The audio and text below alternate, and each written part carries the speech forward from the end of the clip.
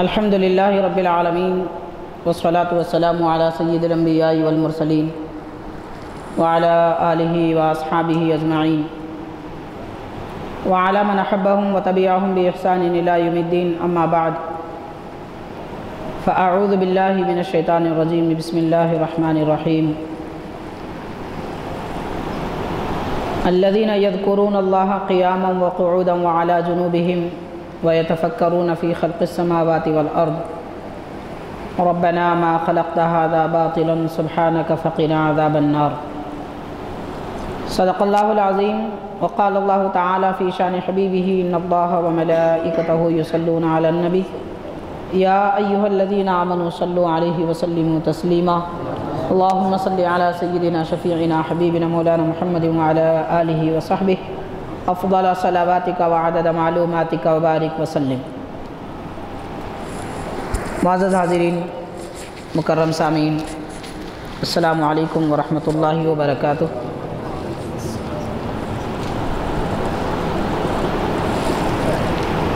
ये महीना जुमादल ऊला इस्लामी साल का 8वां महीना है। हाज़िरीन, इस महीने की हमारे लिए एक ख़ासियत ये है कि बहुत सारे औलिया किराम, बुज़ुर्गान दीन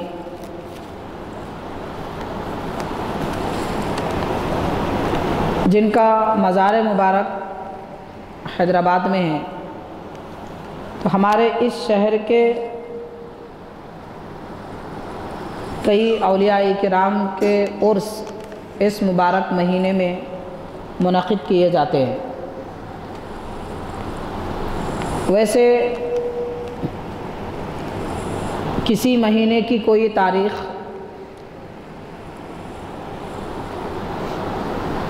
औलिया किराम के उर्स से ख़ाली नहीं होती। इस्लामी कैलेंडर जब हम देखते हैं तो हमको अंदाज़ा होता है कि एक एक दिन में कई कई औलिया किराम के आरास पाए जाते हैं। हमारे शहर हैदराबाद में अल्हम्दुलिल्लाह इतने औलिया किराम हैं कि उनका शुमार नहीं हो सकता और उनकी गिनती नहीं की जा सकती। दरहकीकत हमारा ये शहर मदीनतुल औलिया है, औलिया किराम का शहर है। इसको हदीक़तुल औलिया भी कहते हैं, औलिया का गोया ये बाग़ है। और बहुत सारी फ़जीलतें इस शहर को हासिल हैं। हाज़िरीन, ख़ास तौर पर जुमादल ऊला का एक महीना ऐसा है कि जिसमें हैदराबाद के कई औलिया के उर्स मुनक़िद हुए हैं, यानी उन बुज़ुर्गों का विसाल जुमादल ऊला में हुआ है।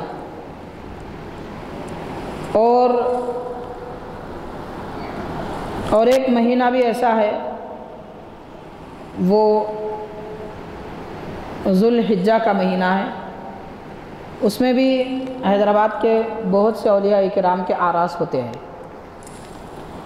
तो उस मुनासबत से इस महीने में जिन बुज़ुर्गों के उर्स मुनक़िद किए जाते हैं, उनकी थोड़ी थोड़ी सीरत पाक, उनकी फ़जीलत और उनके करामात और ज़िंदगी के कुछ मुख्तसर से हालात में बयान करने की कोशिश करूँगा। इसलिए कि अल्लाह के महबूब और प्यारे बंदों का ज़िक्र दिल को सुकून देता है, क़ुव्वत देता है। बेचैनी हमारे दिलों की रुख़सत हो जाती है। और जहाँ अल्लाह वालों का ज़िक्र होता है, अल्लाह की ख़ास रहमतें नाजिल होती हैं। और उसके अलावा औलिया किराम की ज़िंदगी हम पढ़ें या सुने तो हमको भी एक तरीक़ा मालूम होता है कि अल्लाह तक पहुँचने का रास्ता क्या है और किस तरीक़े से हम औलिया-ए किराम के नक्श क़दम पर चलकर रब तबारक व तआला की रज़ा और उसकी खुशनुदी हासिल कर सकते हैं। मुअज़्ज़ज़ हाज़िरीन, हम आगाज़ करते हैं हज़रत मुहद्दिस दक्कन सैयदना अब्दुल्ला शाह साहब रहमतुल्लाह अलैह के शहज़ादे अबुल बरक़ात हज़रत सैयद खलीलुल्लाह शाह रहमतुल्लाह अलैह। हज़रत मुहद्दिस दक्कन अब्दुल्ला शाह रहमतुल्लाह अलैह के ये बड़े शहज़ादे हैं और आपका उर्स माह जुमादल ऊला की 8 तारीख़ को मनाया जाता है। वो कल की तारीख़ थी जो गुज़र गई। हज़रत का उर्स कल मुनक़िद किया गया 8 तारीख़ को। हज़रत अबुल बरक़ात पीर खलीलुल्लाह शाह साहब रहमतुल्लाह अलैह बड़े बरगुज़ीदा पाए के वली गुज़रे हैं। मुहद्दिस दक्कन आपके वालिद मोहतरम हैं। इसी से समझा जा सकता है कि आप कितने बड़े खुदा के महबूब वली के शहज़ादे हैं। हाज़िरीन, हज़रत की तफ़सीलात तो मैं ज़्यादा क्योंकि सबके बयान करना है इसलिए मुख्तसर एक बात अर्ज़ करूँगा। हज़रत की हयात तय्यबा में ये ख़ास बात रही है कि आप अपनी ज़िंदगी में कभी हज़रत मुहद्दिस दक्कन रहमतुल्लाह अलैह के 2 शहज़ादों के मुताल्लिक़ ये बात मैं जानता हूँ, अपने अकाबिर से हमने सुना है कि हज़रत अबुल बरक़ात खलीलुल्लाह शाह रहमतुल्लाह अलैह और हज़रत अबुल खैर सैयद रहमतुल्लाह शाह रहमतुल्लाह अलैह, जिनका भी हाल में 3-4 साल पहले कुछ विसाल हुआ, ये 2 बुज़ुर्गों की ख़ासियत ये है कि इन्होंने कभी बग़ैर जमात और बग़ैर मस्जिद के नमाज नहीं पढ़ी। ज़िंदगी में एक नमाज भी बिला जमाअत और बिला मस्जिद नहीं पढ़ी गई। इतनी पाबंदी से इन्होंने नमाज की पाबंदी का ये अंदाज़ा है। अब यही बात हम मद्देनज़र रखें, अब सोचें कि जमात और मस्जिद का इतना अहतमाम, फिर अब उनकी सुन्नतें क्या होगी, इबादतें क्या होगी, रात कैसी गुज़रती रब के दरबार में, क्या कमालात थे, हम अब अंदाज़ा कर लें, ज़्यादा बयान करने की ज़रूरत नहीं।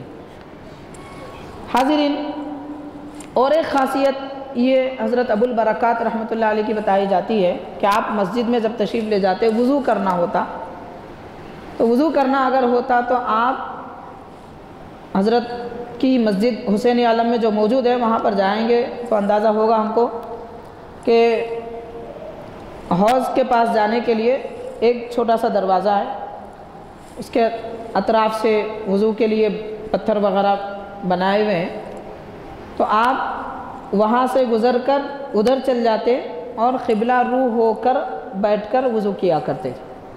वज़ू करते वक्त क़िबले की तरफ रुख़ करना मुस्तहब्बात में से है। वज़ू का एक मुस्तहब भी नहीं छोड़ते थे, जबकि फ़ौरी आप आ जाते उसी जगह बैठकर भी वज़ू कर सकते हैं, लेकिन आप ऐसा नहीं करते थे, उधर चले जाते, क़िबला रू होकर बैठते और फिर वज़ू किया करते थे। ये ख़ास एहतमाम था वज़ू करने का। और एक बात मैंने हज़रत के मुरीदीन से सुना, हज़रत अबुल बरक़ात रहमतुल्लाह अलैह के, खलीलुल्लाह शाह रहमतुल्लाह अलैह के मुरीदीन से सुना है कि रात के औक़ात में कभी ऐसा होता था कि हज़रत नमाज के लिए, तहज्जुद वग़ैरह के लिए मस्जिद को तशरीफ़ लाते तो मस्जिद के हौज़ में कभी गुस्ल फरमाया करते थे। मस्जिद के हौज़ में कभी गुस्ल फरमाया करते थे। फरमाते ये है कि जब आप बाहर निकलते तो जिस्म पर पानी का एक कतरा भी नहीं रहता था। अब ये क्या कैफियत है, क्या हाल है, वो अल्लाह के महबूब बंदे जानते हैं। तो बहरहाल पाबंदी, इबादत और अल्लाह की महब्बत में ऐसे डूबे हुए ये हज़रात थे जिनका उर्स मुबारक कल मनाया गया नक्शबंदी चमन में। और उसके अलावा हाज़िरीन, आज 9 जुमादल ऊला है, जुमादल ऊला की 9 तारीख़ हज़रत सैयद मोहम्मद बादशाह बुखारी रहमतुल्लाह अलैह सईदाबाद में हज़रत का मज़ार है। ये बुज़ुर्ग मुहद्दिस दक्कन हज़रत अब्दुल्ला शाह रहमतुल्लाह अलैह के पीरो मुर्शिद है, हज़रत सैयद मोहम्मद बादशाह बुखारी रहमतुल्लाह अलैह। हज़रत बादशाह बुखारी रहमतुल्लाह अलैह का सिलसिला एक दुनिया की बड़ी मशहूर और नामवर शख्सियत हज़रत जहानिया जहाँ गश्त रहमतुल्लाह अलैह बहुत मशहूर बुज़ुर्ग हैं, करीब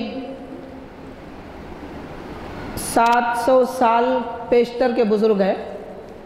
जहानिया जहाँ गश्त रहमतुल्लाह अलैह बुखारा समरकंद के थे, वो हिंदुस्तान तशरीफ़ लाए। हज़रत उनकी औलाद में से हैं हज़रत बुखारी शाह रहमतुल्लाह अलैह। और आपके आबा व अजदाद दरअसल करनूल में रहते थे, तो आप करनूल से इधर तशरीफ़ लाए और आपके विसाल को 100 तकरीबन 9 साल गुज़र चुके हैं। यहाँ हैदराबाद में जब इस्लामी हुकूमत आसिफिया सल्तनत थी, तो उस सल्तनत में मीर महबूब अली ख़ान साहब और मीर उस्मान अली ख़ान साहब के ज़माने में आप यहाँ के क़ाज़ी उल क़ुज़ात यानि अदालत के चीफ़ जस्टिस थे, यहाँ के चीफ़ जस्टिस थे आप। फरमाते हैं आपका मामूल ये था कि आपको जब उसके लिए तशरीफ़ ले जाना होता, अदालत वग़ैरह को रोज़ाना जब आप तशरीफ़ ले जाते, तो घर जाने से, आपके अदालत को तशरीफ़ ले जाने से बहुत देर पहले आप अपने दौलत खाने से निकल जाया करते थे और सीधा सईदाबाद में एक बुज़ुर्ग थे हज़रत मस्तान वली रहमतुल्लाह अलैह, जिनका मज़ार आज वहाँ पर मौजूद है सईदाबाद में, जहाँ बुखारी शाह साहब की दरगाह है, वहीं उसी अहाते में हज़रत का मज़ार भी है। वो बुज़ुर्ग से अक़ीदत थी, मोहब्बत थी, उनकी सोहबत में बैठा करते थे। वैसे हज़रत बुखारी शाह रहमतुल्लाह अलैह को मुरीदी और खिलाफत हज़रत सादुल्लाह शाह रहमतुल्लाह अलैह से, आपका मज़ार हज़रत सादुल्लाह शाह रहमतुल्लाह अलैह का मज़ार घासी बाज़ार में है। घासी बाज़ार में एक कदीम मस्जिद है और कदीम दरगाह भी है, बड़ी ऊंची गुंबद है।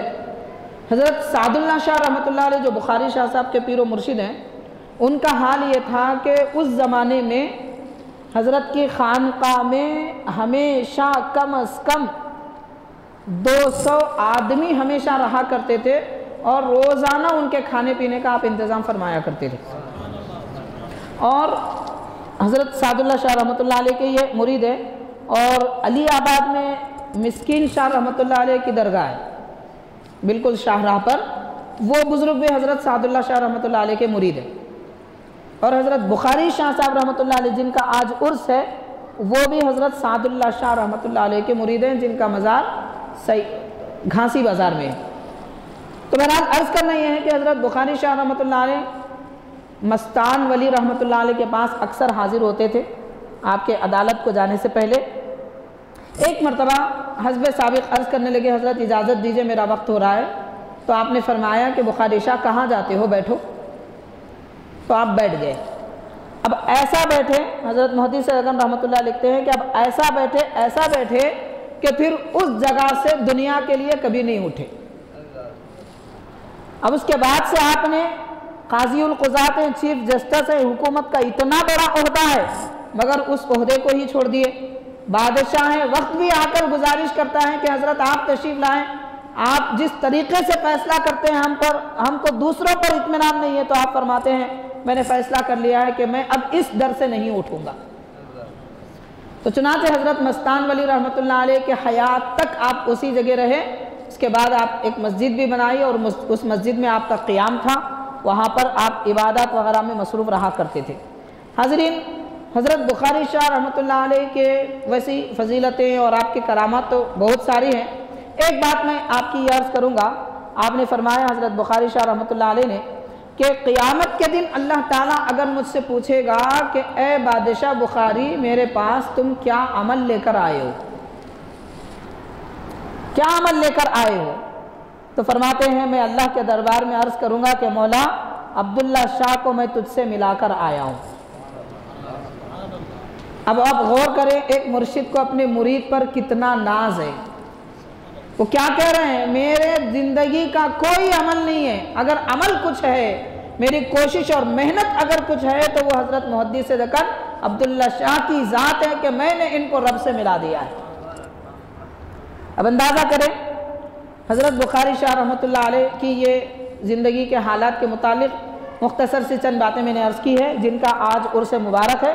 कोशिश करिए, अगर तौफीक हो और मौका मिले तो हाज़िरी दें, क्योंकि जामे निज़ामिया के फतवे की किताब है फतावा निज़ामिया, उसमें हज़रत मुफ्ती रुकनुद्दीन रहमतुल्लाह अलैह फरमाते हैं कि औलिया किराम के उर्स में शिरकत करना चाहिए, क्योंकि अल्लाह वालों के उर्स में ख़ास रहमत का नुज़ूल होता है जो आम दिनों में नहीं होता। इसीलिए ख़ास तौर पर उर्स के मौके पर लोगों का इज्तिमा होता है कि उसमें ख़ास रहमतें होती हैं। उन रहमतों से हम अपने दामन को भर सकते हैं और अपनी किस्मत बना सकते हैं। हाज़िरीन, और एक बुज़ुर्ग जो जिनका उर्स शरीफ इस मुबारक महीने में है वो हज़रत सैयद अहमद बादेपा रहमतुल्लाह अलैह। सैयद अहमद बादेपा रहमतुल्लाह अलैह का मज़ार मुबारक फसलांसर में है। असल में उसका नाम है अहमद नगर फसलांसर। हज़रत सैयद अहमद बादेपा रहमतुल्लाह अलैह तकरीबन आज से 600 साल पहले के बुज़ुर्ग हैं, और आपके पीरो मुर्शिद हज़रत निज़ामुद्दीन औलिया महबूब इलाही रहमतुल्लाह अलैह आप दिल्ली में थे। हज़रत महबूब इलाही रहमतुल्लाह अलैह ने दक्कन की तरफ अपने मुरीदीन और खुलाफा की एक बड़ी जमात को भेजा। 1400 औलिया किराम को आपने दक्कन की तरफ भेजा। 1400 औलिया किराम दक्कन में आए हज़रत निज़ामुद्दीन औलिया रहमतुल्लाह अलैह के हुक्म पर, जो सबके सब आपके खलीफा और आपके मुरीद थे। और ज़्यादा तौर पर बुजुर्गान दीन जितने आए थे वो औरंगाबाद, खुलदाबाद, दौलताबाद में रह गए। बाकी और बहुत सारे हजरात दूसरे मकामात पर आए और हज़रत अहमद बादेपा रहमतुल्लाह अलैह हैदराबाद तशरीफ़ लाए। सैयद अहमद बादेपा रहमतुल्लाह अलैह उस ज़माने में जो बादशाह थे वो बादशाह के बाज़ाब्ता एक मुशीर थे, यानी आपके पैगाम वगैरह को दूसरे बादशाह तक पहुँचाया करते थे।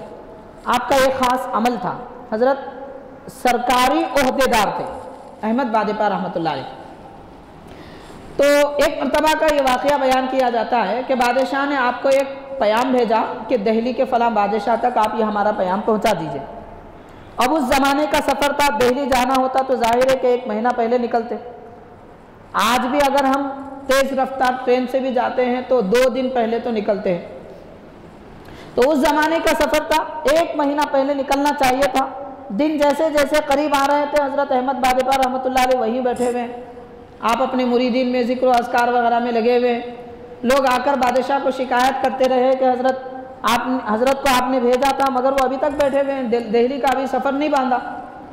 दिन गुजरते गए और दिन करीब आए। आखिरकार बादशाह ने एक मरतबा पूछा भी कि आप पहुँचाएँगे, तो वो फरमाते हैं कि आपका पैगाम पहुँच जाएगा। अब वो पैगाम पहुँचाने का आखिरी दिन आया, सुबह पहुँचाना है, रात भी आई तो अभी हज़रत यहीं थे। रात की सारी इबादतों से फारिग होने के बाद आप पहाड़ की एक चोटी पर तशरीफ़ ले गए और उसके बाद हवाओं में उड़ते हुए दिल्ली को तशरीफ़ ले गए। फिर वहाँ जो काम करना था सरकारी काम किए, फिर दूसरे ही दिन हैदराबाद आ गए। सब परेशान हैं कि ये इतना लंबा सफ़र इतना तय कैसे किए, वापस कैसे आ गए। उसके बाद मालूम हुआ कि हज़रत के रोज़ाना मामूल रात में यही था कि इबादत वगैरह से मुरीदीन की तरबियत से फारिग हो जाते और सीधा पहाड़ की चोटी पर जाते, अपने मुर्शिद से मुलाकात के लिए दिल्ली तशरीफ़ ले जाते, फिर सुबह सुबह यहाँ आ जाते। तो हवाओं में उड़ते हुए जाते थे, इसीलिए आपका नाम, आपका लक़ब बादेपा हुआ। बादेपा मतलब, बाद का मतलब है हवा, पा का मतलब है पाँव। बादेपा यानी हवाओं को अपने कदमों में रखने वाले हज़रत सैयद अहमद बादेपा रहमतुल्लाह अलैह। हाज़िरीन, अब हम तो अच्छी अक़ीदत वाले हैं, ऐसी बातें सुन के खुश भी हो जाते हैं और होना भी चाहिए। अक़ीदत की बातें सुन के सहाबा खुश होते थे। अक़ीदत की बातें सुनकर, अज़मतों की बातें सुनकर सहाबा खुश होते थे। मैं आपको मिसाल दूँगा, हदीस पाक है, सिहा सित्ता में है, बुखारी मुस्लिम वगैरह इनमें से किसी एक में है। सरकार दो आलम सल्लल्लाहु अलैहि वसल्लम एक खजूर के बाग में तशरीफ़ ले गए। वो सहाबी कर्ज़दार थे। सरकार वहाँ तशरीफ़ ले गए, खजूरों का सारा गल्ला एक तरफ जमा करने के लिए फरमाया और अल्लाह के हबीब उसके अतराफ़ फिरते हैं, गोया हुजूर उसको फैज़ देते हैं। उसके बाद उन सहाबी से फरमाते हैं तुम्हारा जितना कर्ज़ा है पूरा दो। अब वो जो कर्ज़दार आए वो सहाबी खजूर उठाकर देने लगे। मैं कितने देना हूँ आपको, मिसाल के तौर पे 100 दिरहम, चलो 100 दिरहम के खजूर ले लो। सबका कर्जा अदा कर दिए, पूरा कर्जा अदा हो गया, खजूर जितने के उतने थे। वहाँ हज़रत अबू हुरैरा रज़ी अल्लाह ताला अन्हु थे, तो सरकार ने फरमाया हज़रत अबू हुरैरा से कि जाओ ये हमारी बात अबू बकर और उमर को सुनाओ, और फरमाया किसी और को ना सुनाओ, मतलब मुनाफिकीन भी थे उस वक्त, तो मुनाफिकीन को मत सुनाओ। सरकार ने ये फरमाया। यहाँ हज़रत बानी जामिया शेखुल इस्लाम इमाम अनवारुल्लाह फारूकी रहमतुल्लाह अलैह फरमाते हैं अबू बकर और उमर रज़ी अल्लाह ताला अन्हुमा सरकार की अज़मत वाली बात सुनकर खुश होते थे, इसीलिए सरकार ने उनको सुनाने का हुक्म दिया। तो मालूम हुआ अज़मत की बात सुनकर सहाबा खुश होते थे, मुनाफिक जलते थे। आज हम भी औलिया की अज़मतों की बातें सुनते हैं तो खुश होते हैं, ये सहाबा का तरीक़ा है, और जो जलते हैं वो मुनाफिकीन के तरीक़े पे चलते हैं। खैर, ये तो एक बात हमने ऐसी ही अर्ज़ कर दी है, लेकिन एक बात ये भी याद रखें, अब जहन में आता है, अब क्योंकि ये न्यू जनरेशन, इनको जल्दी बात समझ में नहीं आती। ये स्कूलों के कॉलेजों के पढ़े हुए हवा वहाँ की लग गई है। माँ बाप बचपन में तरबियत तो किए नहीं। माँ बाप ये समझते थे बच्चों को खिलाना पिलाना, स्कूल में पढ़ाना, इसका नाम है तरबियत। इसका नाम तरबियत नहीं है जनाब। खिलाने पिलाने का काम तो जानवर भी करते हैं अपने बच्चों के साथ। अब हम इंसान हैं तो हम क्या करेंगे? इंसान को इंसान बनाना तरबियत है, मुसलमान को मुसलमान बनाना तरबियत है। ये काम हमको करना चाहिए था, मगर अफसोस हमारे ज़माने के मुसलमान माँ बाप ने ये काम पूरे तौर पर अंजाम नहीं दिया। इसीलिए स्कूल के किताबों की, निसाब की और पढ़ाने वालों की हवा लोगों को लग जाती है, या फिर दोस्तों की हवा लग जाती है। हाजिरीन, अब सोचने वाले ये सोचते हैं कि भाई हज़रत ऐसा कैसा हवाओं में उड़ के जाते थे आते थे, इतना लंबा सफ़र ऐसा कैसा तय करते थे। अगर आपको ये ताज्जुब मालूम होता है तो कोई ताज्जुब की बात नहीं है। कुरान पाक में आता है, अल्लाह ताला फरमाता है कि हज़रत सुलेमान अलैहिस्सलाम को रब ने ऐसी ताकत और ऐसा इख्तियार अता फरमाया था कि आप एक तख्त ज़मीन पर रख देते और आपकी सारी फ़ौज उस तख्त पर सवार हो जाती। अब गौर करो तख्त कितना बड़ा होगा। हज़रत सुलेमान अलैहिस्सलाम की फ़ौज कितनी होगी? 70,000 लोग रहते थे आपकी फ़ौज में। तो सारी फ़ौज तख्त पर सवार हो जाती और आप जैसे सवार होते वो तख्त उड़ने लगता हवाओं में। ये कोई कहानी नहीं है दादी अम्मा नानी अम्मा की, कुरान शरीफ में है जनाब। अब कोई नानी माँ सुना है सो कहानियाँ समझेंगे आप, ऐसा मत समझिए। ये कुरान पाक में आता है कि वो तख्त आपको लेकर उड़ता, कितनी तेजी से जाता, सुबह से शाम तक इतनी दूरी तक पहुंच जाता जितना कि 1 महीने में सफ़र किया जाता है। कुरान कहता है गुदुव्वुहा शहरुन व रवाहुहा शहर, के सुबह से शाम तक ऐसी जगह पहुंच जाता जहां 1 महीने में कोई आदमी पहुंच सकता है। इतना लंबा सफ़र ये तख्त किया करता था। एक आदमी हज़रत सईद अहमद बादेपा रहमतुल्लाह अलैह हैदराबाद से दिल्ली तशरीफ़ ले जाते हैं। इस ज़माने की रफ्तार के हिसाब से 1 दिन का सफ़र 22 घंटे में पहुंचते हैं। बहुत फास्ट ट्रेन आजकल निकल चुकी है, 2 निज़ामुद्दीन एक्सप्रेस है और एक डोरेंटो ट्रेन है जो 22 घंटे में आपको पहुंचा देती थी। पहले दौर में, आज से 4 साल पहले जो ट्रेन थी वो तकरीबन 36 घंटे बल्कि 2 दिन भी ले देती। अब ये तरक्की हो गई है, इतने 22 घंटे में हम पहुंच सकते हैं।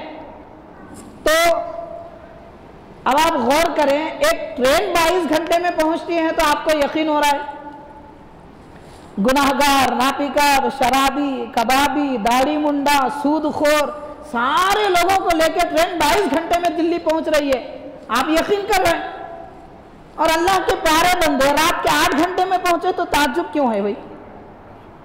तो रातों रात पहुंच भी जाते थे, फिर सुबह होने से पहले हजरत आ भी जाते थे, हवाओं में उड़ते थे। कुरान में जिक्र आया है हवाओं में तख्त उड़ा करता था। अल्लाह के वली उड़ते हैं तो क्या ताज्जुब की बात है।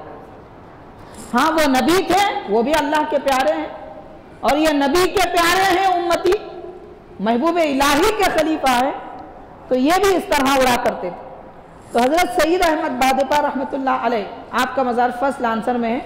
आपका उर्स मुबारक इस महीने की 13 तारीख को होता है, गालिबन 12 तारीख को होता है। इस महीने की 12 तारीख, चांद की 12 तारीख, जुमादल ऊला की।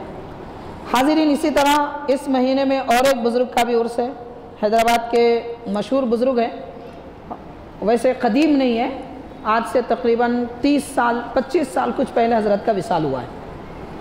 हज़रत का नाम है हज़रत ख्वाजा बंदे अली। ख्वाजा बंदे अली मशहूर हैं हज़रत ख्वाजा बाबा रहमतुल्लाह अलैह के नाम से। सुरूर नगर के इलाके में एक महल्ला है गड्डी अनारम, वहाँ हज़रत का मज़ार है, मशहूर है। उस इलाके में आप मालूम करेंगे तो कोई भी पता दे देगा। हज़रत ख्वाजा बंदे अली ख्वाजा बाबा रहमतुल्लाह अलैह।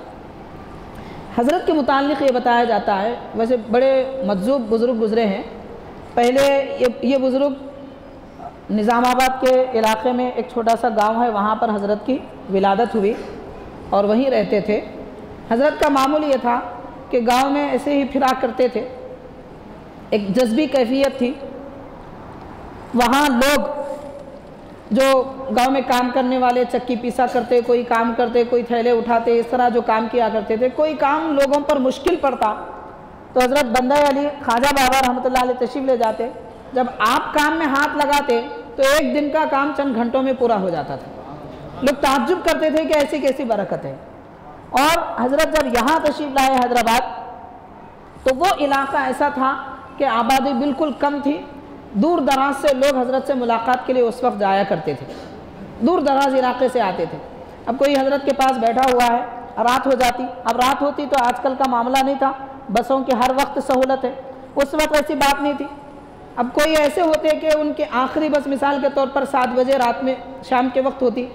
अब वो इजाज़त चाहते, हज़रत मेरी बस का वक्त हो चुका है, वहाँ तक मेन रोड तक पहुँचने के लिए 15-20 मिनट लग जाएंगे, इजाज़त दीजिए। तो हज़रत कभी इजाज़त दे देते और कभी फरमाते कि बैठो अभी क्यों जाएंगे। जब हज़रत बिठाते, लोग तशवीश में रहते कि मेरे बस का वक्त हो चुका है, अगर अब बस चले गई तो मैं कैसे पहुँचूँगा, परेशानी में मुब्तला रहते। वो बैठे रहते, 1 से 4 बार भी इजाज़त चाहते तो हज़रत फरमाते बैठो। कुछ वक्त गुजर जाता, उसके बाद फरमाते अब तुम जाओ। जब वो निकल कर बस स्टॉप पहुँचते तो उनकी बस उस वक्त आती थी। गोया कि हज़रत उनको तसल्ली देते थे कि भैया वहाँ जाके मच्छरों में क्यों बैठेंगे, यहाँ आराम से बैठो, अभी तुम्हारी बस नहीं आएगी, जब आएगी तब मैं भिजवा दूंगा। ये अल्लाह के औलिया हैं। अब ये बात उनको बस का बारी कैसे मालूम होगा? अल्लाह ताला बताना चाहे तो क्यों नहीं मालूम होगा? क्यों नहीं मालूम होगा? ये कोई ताज्जुब की बात नहीं है। अब किसी की समझ में नहीं आता तो खैर अपनी अपनी अक्ल, अपनी समझ की बात है। इसीलिए हम कहते हैं समझ बढ़ाना चाहिए, छोटी नहीं रखना। समझ इतनी बड़ी करो कि दीन की बात समझ में आए, इतनी बड़ी ना करो कि शैतानों की बात समझ में आए, दीन की बात समझ में आए। बस इतनी बड़ी हमारी अकल करनी चाहिए। हमारे दीन की कोई बात किसी अकल के ख़िलाफ़ नहीं है। हाँ, अकल छोटी हो तो फिर दीन की बात समझ में नहीं आती। हाज़िरीन, अब इसके मुताल्लिक़ भी बहुत सारी एक बात आई है तो ये भी समझ लीजिए आप। चलो, यही वाक़या हज़रत सुलेमान अलैहिस्सलाम का। हज़रत सुलेमान अलैहिस्सलाम के साथ में एक परिंदा रहा करता था, उसका नाम हुदहुद है। सूरह नमल में, कुरान पाक में उसका जिक्र है। उसकी खासियत क्या थी परिंदे की? अगर आपकी फ़ौज ज़मीन पर चलती रहती तो वो परिंदा आसमानों में उड़ा करता था। आसमानों में उड़ते हुए परिंदे की खासियत ये थी कि जब काफिला किसी जगह उतरता खाने पीने के वक्त में, नमाज वगैरह के लिए, तो वो परिंदा जिस जगह उतरता काफिला वहीं तैरता था। वो क्यों? इसलिए कि वो परिंदे की खासियत ये थी कि वो आसमान पर हवाओं की बुलंदी से ज़मीन के अंदर पानी कहाँ है ये देख लेता था। ये तफसीरों में मौजूद है। अब कोई आजकल के लिखे हुए तफसीरें ने, कदीम 700 साल पुरानी इमाम जलालुद्दीन सूती रहमतुल्लाह अलैह की तफसीर है दुर्र मंसूर, उसमें लिखा हुआ है कि वो फ़ज़ाओं में उड़ते हुए ज़मीन के अंदर पानी कहाँ है ये देख लेता था, और जहाँ पानी होता वहाँ चोंच मारता, खुदाई होती, फिर सारे फौजियों को, सारे लोगों को पानी मुयस्सर आता। तो अब आप बोलिए, एक परिंदे को हवाओं की बुलंदी से ज़मीन के अंदर पानी है ये मालूम हो सकता है, खुदा के किसी वली को ये कैसे नहीं मालूम होगा कि बस कब आने वाली है? आप बोलोगे नहीं मालूम हो सकता, तो फिर परिंदे को कैसे मालूम हुआ? और आपका कैसा अजीब ईमान है, आप परिंदे के बारे में मान लेते हैं, अल्लाह के वली के बारे में नहीं मानते। ये कैसा ईमान है? ये क्या समझदारी है? तो बहरहाल इसमें कोई ताज्जुब की बात नहीं है। हाज़रीन, हज़रत ख्वाजा बंदे अली रहमतुल्लाह अलैह का उर्स मुबारक इस महीने की 12 तारीख को होता है और फरवरी की 22 तारीख है। तो गड्डी अनारम में हज़रत का मज़ार है। और एक बुज़ुर्ग हमारे शहर हैदराबाद के बड़े पाए के बुज़ुर्ग हैं। हैदराबाद में वैसे हमारे दक्कन की तरफ, दक्कन का जो इलाका है, ये दक्कन की तरफ हुज़ूर पाक सल्लल्लाहु अलैहि वसल्लम के हुक्म पर 7 औलिया किराम तशरीफ़ लाए, जिनको सरकार ने रास्त हुक्म फरमाया कि आप दक्कन जाओ। 7 औलिया इकराम तशरीफ़ लाए, उनको सबआ कादरिया कहते हैं।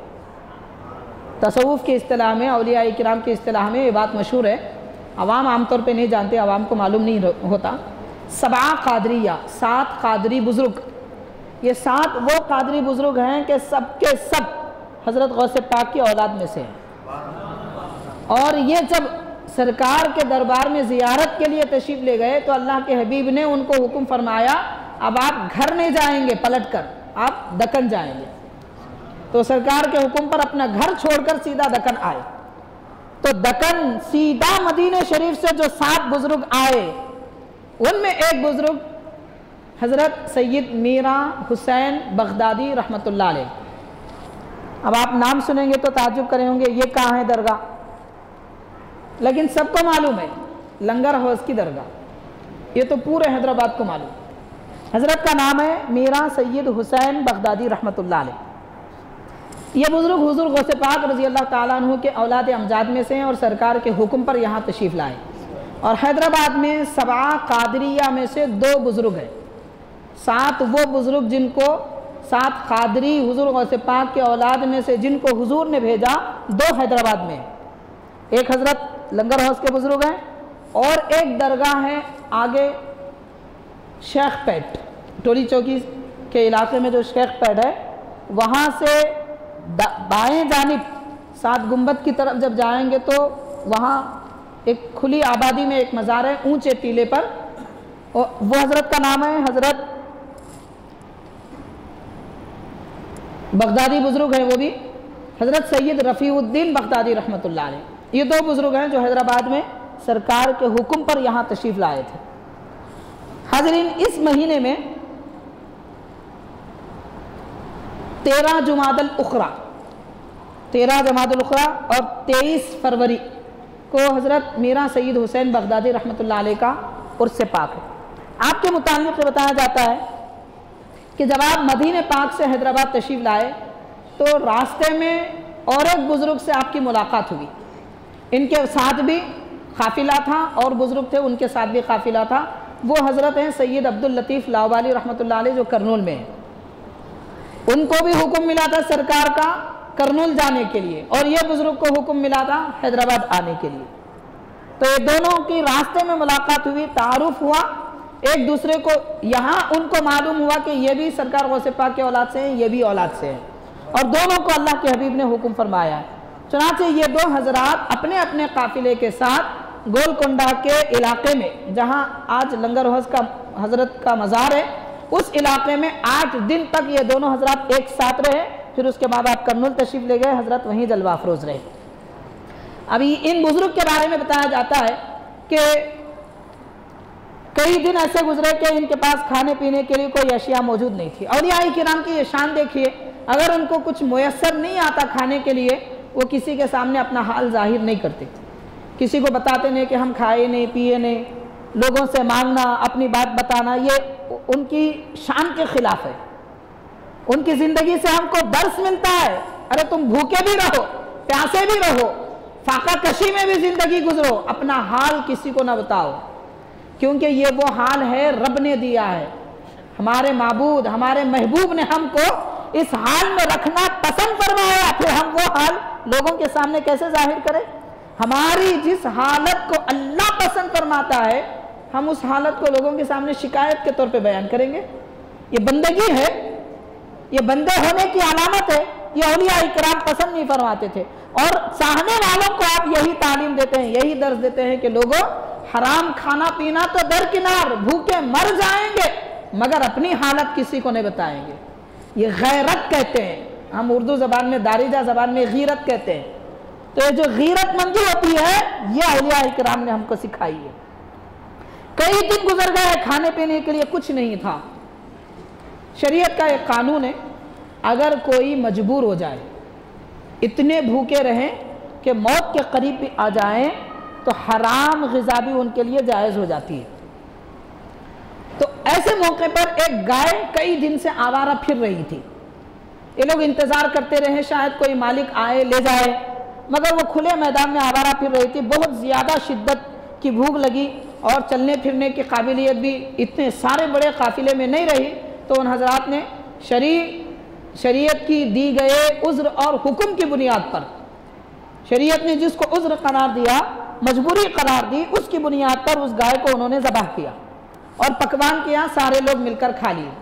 उतने में मालूम हुआ कि ये यहाँ के गवर्नर और यहाँ के कोई नवाब की गाय थी। और तलाश करते हुए लोग आए, पता चला यहाँ पर लोगों ने ज़बह किया, कोई मुसाफिर आए हुए हैं और वो ज़बह करके खा लिए। तो नवाब ने अब हुक्म जारी किया कि आपको कैद में डाल दिया जाएगा, सज़ा दी जाएगी। तो हज़रत ने मुरीदीन से फरमाया, जो गाय तुमने खाई है ज़रा उसकी हड्डियाँ तो लाओ। जब हड्डियाँ जमा कर दी गई, आपने हुक्म फरमाया तो वो गाय पूरी की पूरी जिंदा हो गई। तो नवाब के वजीरों के हवाले कर दिया, फरमाया जाओ तुम्हारी गाय तुमको मिल गई, अब हमको कोई सज़ा नहीं दे सकता और हम पर कोई इल्ज़ाम नहीं धर सकता। तो हाज़रीन, ये हमारे हैदराबाद के बुजुर्गान दीन औलिया इकराम है। अब शायद ये बात भी किसी को समझ में ना आए, गाय कैसा जिंदा हो गई। आमतौर पे ऐसी बातें लोगों को समझ में नहीं आती। टेक्नोलॉजी की सारी बातें समझ में आती है। यहाँ बैठ के अमेरिका में कॉल करे तो समझ में आ जाता, आपको ताज्जुब नहीं होगा। क्यों बोले तो ये वो सब होते हैं, वो क्या रिलेशन ताल्लुकात, वो रेस होते हैं, वो फलाह है, वो पहुँचा देते। कैसा यकीन आया भाई आप? क्योंकि ये हम देख रहे हैं इसलिए यकीन आया। तो उस जमाने में बुजुर्गों के करामात को लोगों ने देखा था, इसलिए उनको यकीन था। अब हम वैसा देखने की ताकत हमारे पास नहीं है, इसलिए हमको यकीन नहीं आता।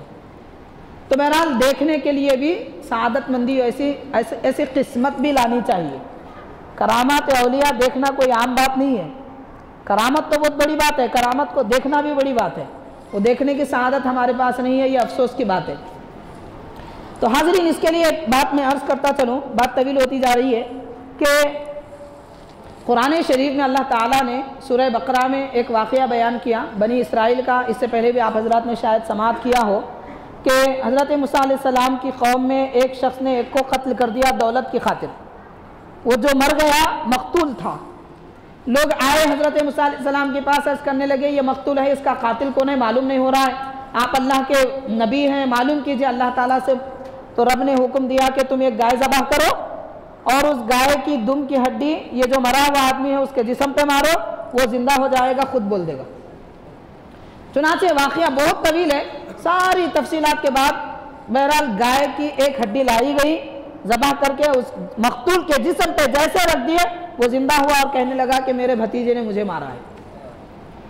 तो एक गाय की दुम की हड्डी से इंसान जिंदा हो सकता है, तो अल्लाह के वली के हुक्म से गाय कैसे जिंदा नहीं हो सकती? कुरान में जब उसका जिक्र आया आप उसको मानते हैं, फिर यह क्यों नहीं मानते? इसमें क्या ताज्जुब की बात है? जानवर की हड्डी से इंसान जिंदा होना समझ में आता है, और इंसान के हुक्म से, वो भी अल्लाह के महबूब बंदे के हुक्म से गाय अगर जिंदा होती है तो क्या ताज्जुब की बात है? और मानने में कौन सा शिर्क आ रहा है आपको? कहाँ से कुफ्र नजर आ रहा है? भाई ईमान की ऐनक पहनो, ईमान की नज़र से देखो, हर चीज़ अच्छी नज़र आएगी। कुफ्र शिर्क की ऐनक आंखों पे नहीं पहनना चाहिए और दिल से भी उसको निकाल देना चाहिए। हम मोमिन हैं, ईमान की नज़र से हर चीज़ को देखें, बात सब समझ में आ जाएगी। बहरहाल हाज़रीन, और एक बुज़ुर्ग है यहाँ हैदराबाद से कुछ दूर के फासले पर, करीब 50 किलोमीटर वरंगल की रोड पर भोनगीर है, एक छोटा सा कस्बा है, गाँव है। वहाँ एक कदीम बुज़ुर्ग है, ये भी हज़रत गौसे पाक के औलाद अमजाद में से हैं, हज़रत सैयद जमालुल बहर रहमतुल्लाह अलैह। भुवनगिरी की आबादी से दूर पहाड़ के दामन में हज़रत का मज़ार अनवर है। बहुत आलिशान दरगाह है। ये भी 13 जुमादल ऊला यानी 23 फरवरी को हज़रत का उर्स होता है। हज़रत सैयद जमालुल बहर रहमतुल्लाह अलैह तकरीबन 600 साल पहले हज़रत का विसाल हुआ। तफसीलात वाक़ियात तो बहुत सारे हैं, बस इतना अर्ज़ करूँगा कि जिस वक्त हज़रत का विसाल हुआ बहुत सारे हज़रात उस शहर में इलाक़े में मौजूद थे और बड़े बड़े अमीर भी आपके मुतक़िद थे और वहाँ बाज़ाब्ता एक किला भी है, बड़े बड़े बादशाह भी थे, बहुत सारे लोग आपसे मोहब्बत रखते थे। मगर हज़रत की चाहत ये थी कि अगर मेरे जिस्म को कफ़न दिया जाए तो मेरे मुरीद का कफ़न दिया जाए, मैं किसी अमीर के पैसों का कफ़न मुझे पसंद नहीं है। बस ये ख्वाहिश थी हज़रत की। और आपके जो ख़ास मुरीद थे उनको आपने पहले ही ये बता भी दिया था कि अगर मेरा इंतकाल हो जाए तो कफ़न तुम अपने पैसों से देंगे। इत्तेफाक ऐसा हुआ कि वो मुरीद उस वक्त बीदर में थे।